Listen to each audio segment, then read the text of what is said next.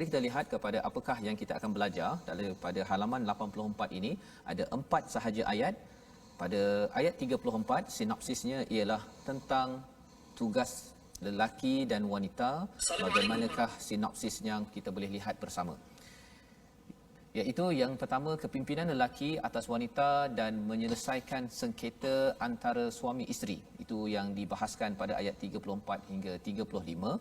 Dan kemudian pada ayat 36 hingga 37 kita akan sama-sama membaca, memahami akhlak daripada Al-Quran, hanya menyembah Allah, berbuat baik kepada ibu bapa, kerabat dan jiran tetangga, dan Allah menyentuh tentang orang-orang yang bakhil dalam kehidupan, bukan akhlak Al-Quran. Allahumma arhamna bil Quran.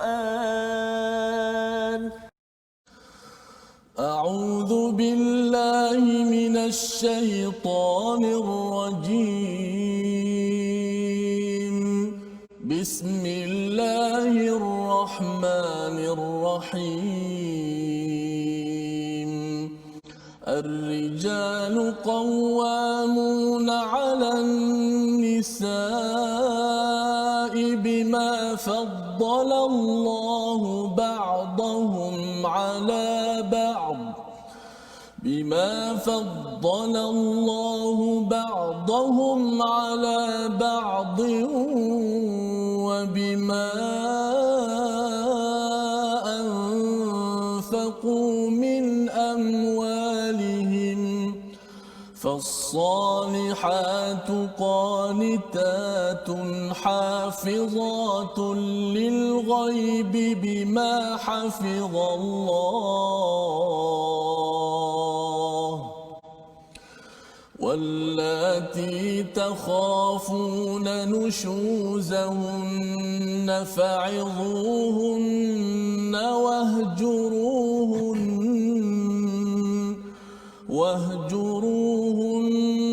في المضاجع واضربوهن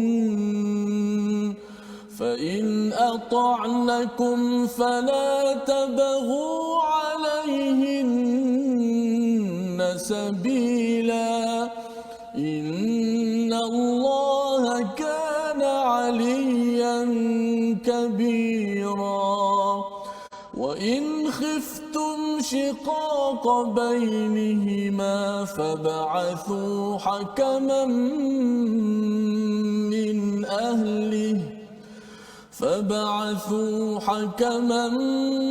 من أهله وحكما من أهلها إن يريدا إصلاحا يوفق الله بينهما إن الله كان عليما خبيرا واعبدوا الله ولا تشركوا به شيئا وبالوالدين إحسانا وبذي القربى واليتامى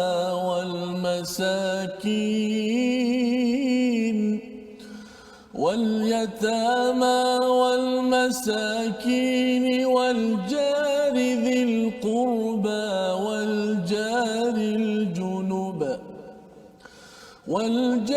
الجنب والصاحب بالجنب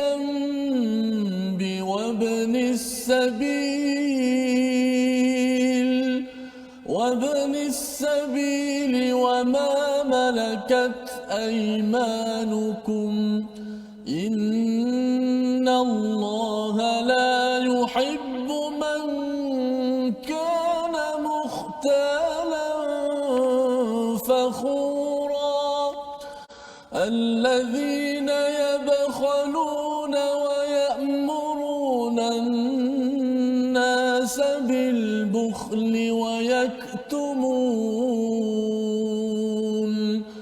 ويكتمون ما آتاهم الله من فضله وأعتدنا للكافرين عذابا مهينا صدق الله العظيم.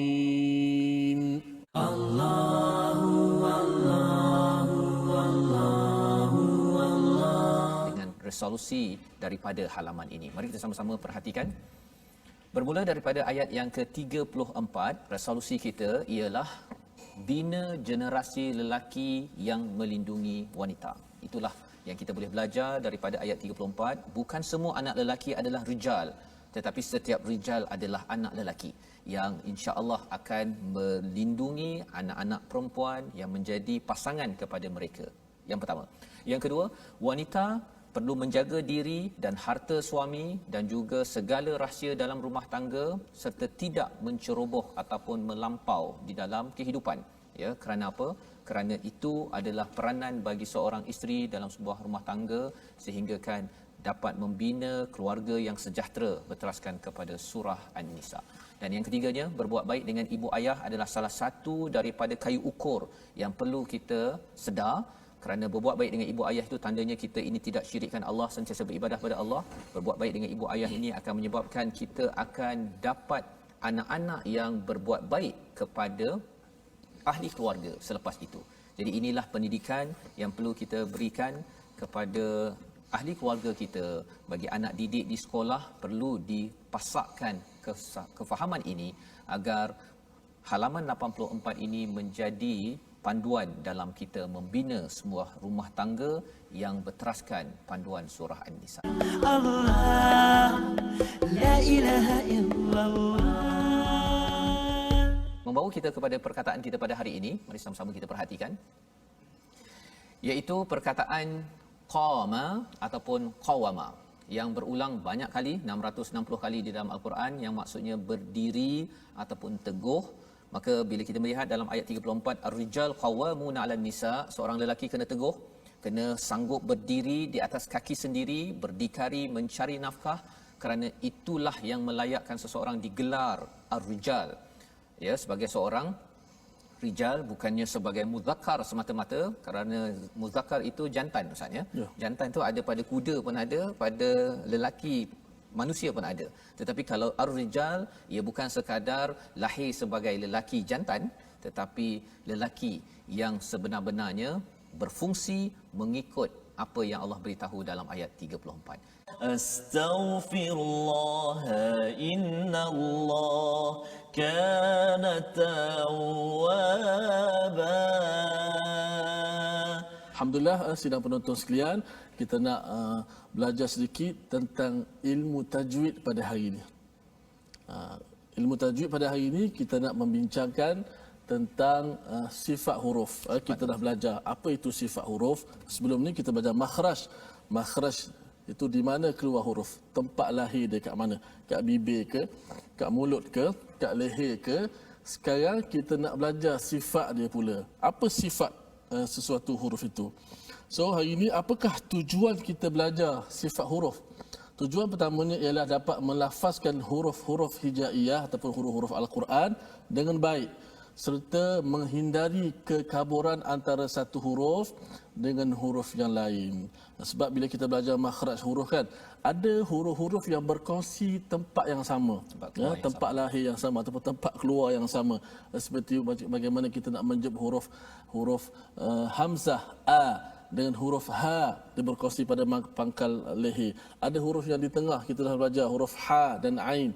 Ada huruf di hujung halkum, huruf kha dan huruf ghain. Huruf ini berkongsi tempat yang sama.